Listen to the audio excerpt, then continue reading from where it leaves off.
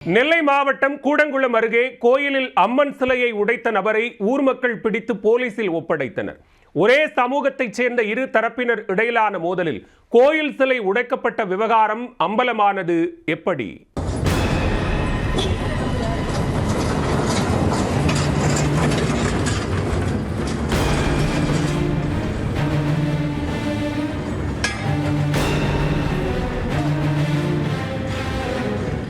கோவில் திருவிழாவை யார் முன்னின்று நடத்துவது என்பதில் மனநலம் பாதிக்கப்பட்டவரை ஏவிவிட்டு அம்மன் சிலையை உடைத்து அசம்பாவிதத்தில் ஈடுபட்டுள்ளனர்.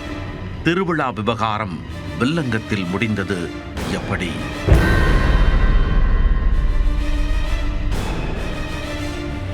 நெல்லை மாவட்டம் கூடங்குளம் அருகே உள்ள வைராவி கிணறு கிராமத்தில் உள்ளது பிரசித்தி பெற்ற பத்திரகாளி அம்மன் கோவில்.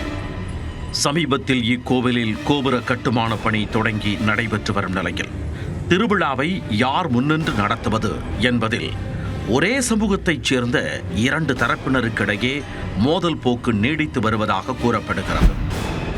இது தொடர்பாக கூடங்குளம் காவல் நிலையத்தில் வழக்கு பதிவு செய்யப்பட்டு நீதிமன்றத்தில் வழக்கு நிலுவையில் உள்ளது. இந்த நிலையில்தான் அதே ஊரைச் சேர்ந்த மனநலம் பாதிக்கப்பட்டவர் கோவிலில் புகுந்து அம்மன் சிலையை கம்பியால் அடித்து உடைத்து சேதப்படுத்தியுள்ளார்.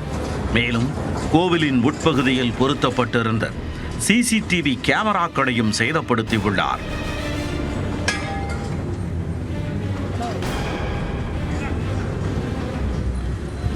இதை நேரில் கண்ட அப்பகுதி மக்கள் அவரை பிடித்து தென்னை மரத்தில் கட்டி வைத்து விசாரித்துள்ளனர்.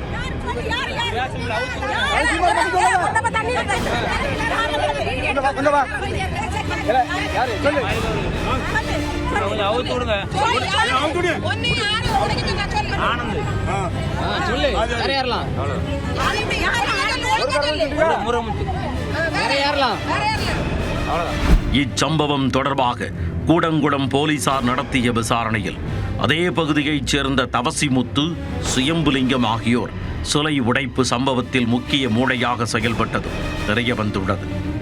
இது தொடர்பாக கவிதா என்பவர் அளித்த புகாரில் அவர்கள் இருவரையும் கைது செய்துள்ளனர். அதேபோல் தாக்குதலுக்கு உள்ளான மனநலம் பாதிக்கப்பட்டவர் தரப்பில் அளிக்கப்பட்ட புகாரில் எதிர் தரப்பினர் மீதும் போலீசார் வழக்கு பதிவு செய்துள்ளனர். அசம்பாவிதம் ஏதாவது நிகழ்ந்து விடுமோ என்ற அச்சத்தில் போலீசாரும் பாதுகாப்பிற்கு நிறுத்தப்பட்டுள்ளனர்.